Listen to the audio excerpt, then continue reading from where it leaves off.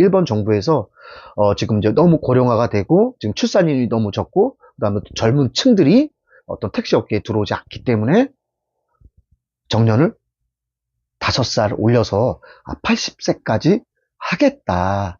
이렇게 얘기를 합니다. 근데 지금 일본 같은 경우는 우리나라보다도 면적도 넓고 또 우리 대한민국보다도 인구수가 많잖아요. 근데 일본은 택시 수가 굉장히 적네요.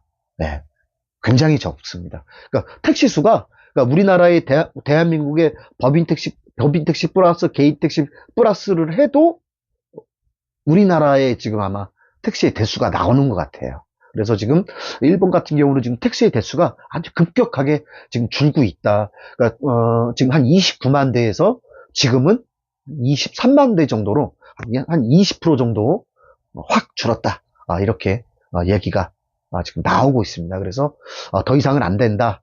더 이상 택시 업계에 들어올 사람이 없고 운행할 사람들이 없기 때문에 지금의 75세로는 좀 모자르다. 좀 건강하고 이러신 분들은 80세까지는 해야겠다라고 이렇게 아마 못을 박는 것 같습니다. 지금 뉴스에서는.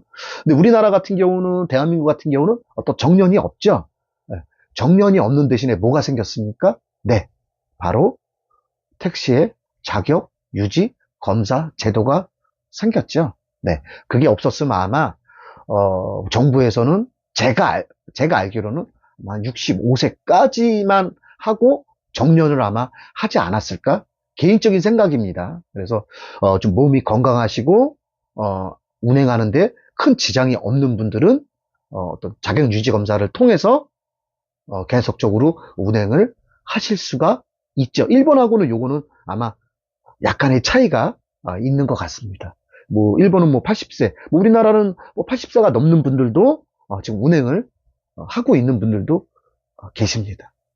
그러니까 저는요, 우리나라도 저는 마찬가지라고 봅니다. 앞으로 우리나라는 계속적으로 출산율이 세계적으로도 출산율이 굉장히 낮고 그 다음에 고령화는 아주 급속도로 지금 증가하고 있기 때문에 또한 우리가 지금 뭐 택시 운행이나 일반 자동차 운행을 할 때 지금 뭘 정해놓고 할 때는 저는 아니라고 봅니다. 왜 그러냐면 어떤 택시로만 봤을 때 지금 뭐 정년이 예를 들어서 뭐 65세다, 63세다. 저는 이 정년도 저는 이제는 좀 뜯어 고칠 때가 되지 않았나라고 봅니다.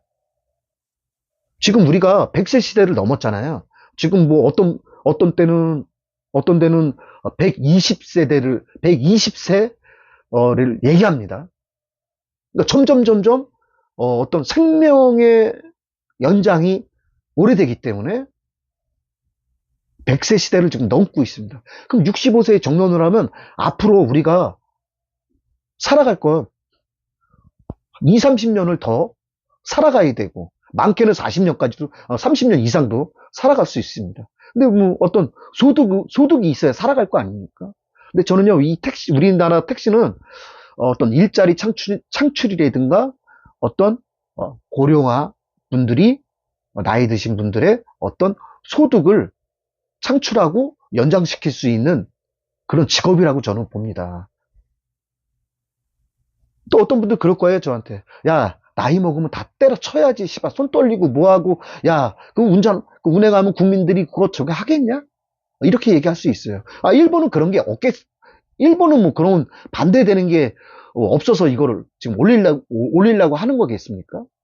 그러니까 저희는 그 대신에 어떤 택시 운행을 할 수 있는 능력, 여러 가지, 이런 검사, 자격유지제도 검사가 강화가 되고, 정말 도로에 나와서도 정말, 안전하게 운행할 수 있는 분들이 당연히 운전대를 잡아야겠죠. 근데 저는요, 이걸 자꾸 어떤 운수 종사자, 뭐 버스나 택시나 뭐 화물이나 이런 거에 빗대서 얘기하는 것보다도 저는 전 국민분들이 저는 해당이 된다고 봅니다. 또한 어떤 자동차를 가지고 있는 분들은 저는 다 해당이 된다고 봅니다. 택시뿐만이 있겠습니까? 아니, 일반 승용차들은 뭐 나이 많이 먹으면 운행해도 되고 건강하지 못하면 운행해도 되는 겁니까? 저는 그건 아니라고 봐요. 그 다음에 또한 어떤 우리 택시 자격 유지 검사? 왜 그러냐면요, 저는요, 이거를, 우리가 적성검사라는 게 있잖아요. 지금은 10년마다 한 번씩, 뭐, 저는 일정 기준으로 말씀을 드리는 겁니다. 10년마다 한 번씩 택시 적성검사를 합니다. 근데 저는요, 이거를, 이제 나이가 예를 들어서 뭐 60이 넘었다? 그러면, 그전에는 10년마다 한 번 했으면, 60이 넘었다? 그러면 5년마다 한 번. 70이 넘었다? 뭐 3년마다 한 번? 80이 넘었다? 1년마다 한 번. 이런 식으로 어떤 적성검사를 해야 된다고 봅니다. 굳이 우리가 택시 하시는 분들 택시 유지 자격, 유지 검사를 따로 받아야 된다? 저는 오히려 저런 적성 검사 제도를 더 강화하면 우리 택시뿐만 아니라 일반 국민분들도 정말 자동차를 갖고 운행할 수 있는 정말 능력이 되냐, 신체를 갖고 있느냐, 정신을 갖고 있느냐, 오히려 그걸 강화하고 우리가 굳이 사비를 들여가면서 저런 택시 자격 유지 검사를 해야 된다? 왜? 너는 영업용이니까? 아니, 오히려 영업용이 됐든 일반 운전자가 됐든 간에 떠나서 저런 제도를 갖고 기존에 있는 제도를 더 강화하면 오히려 더 좋지 않는가? 저는 이렇게 봅니다. 우리 왜 택시 하시는 분들이 굳이 택시 자격 유지 검사 제도를 갖고 이렇게 따로 시행을 할까? 기존에 있는 적성 검사 제도를 갖고 운전면허를 갱신을 한다고 하면 오히려 더 좋지 않을까? 뭐 택시 하시는 분들이나 우리 화물 하시는 분들, 버스 하시는 분들, 모든 분들을 다 떠나서 운전면허를 갖고 있는 분들은 이런 제도를 더 좀 빡시게 강화를 하면 거기서 좀 걸러질 분들은 또 걸러지는 거고 그렇지 않나요? 저는 걸러질 분들은 좀 걸러줘야 된다고 저는 개인적으로 봅니다. 신체적으로, 정신적으로 건강하지 못한 사람이 운전대를 잡는다? 저는 그거에 대해서는 저도 당연히 반대입니다. 그래서 건강하신 분들, 그런 분들은 70, 80이 넘어서도 운행을 할 수 있는 능력을 갖춘다고 하면 택시 운행도 저는 가능하다라고 주장을 해보고 싶습니다. 네.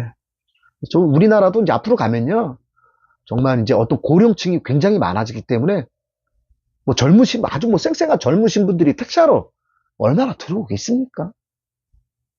그래서 일본처럼 어떤 이런 것을 보면서 우리나라의 어떤 인구 대책이라든가 아니면 택시 정책을 펼 때 좀 미래를 내다보는 어떤 택시의 정책을 좀 폈으면 좋겠다. 라고 저는 이렇게 좀 얘기를 좀 드리고 싶어요. 야, 그때 가서 20, 30년 있다가 한 20년 있다가 야, 그때 고령층 많아지고 인구가 완전히 절벽이면 그때 돼서 가서 택시 정책 따로 생각하면 되겠지. 이거는 좀 아닌 것 같아요.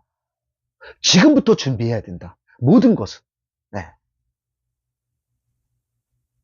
네, 또 우리 그 하기정 TV 보시는 분들이 조금 그러신 분들이 있어요.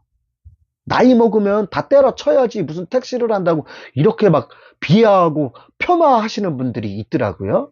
있는데 건강하지 못하고 신체적으로 내가 운행을 할 수 없는 능력이 있으면 당연히 저는 택시를 하지 못하는 건 당연하다고 봅니다. 하지만 그 나이만 갖다가 저 사람은 65세야. 저 사람은 70세야. 그러니까 이 업계에서 떠나야 돼. 이렇게 말씀하시는 건 저는 정답은 아니라고 봅니다. 그분은 그러더라고. 야, 나도 나이 어느 정도 먹으면 그냥 때려칠 거야. 한번 볼까요? 때려칠 수 있을까?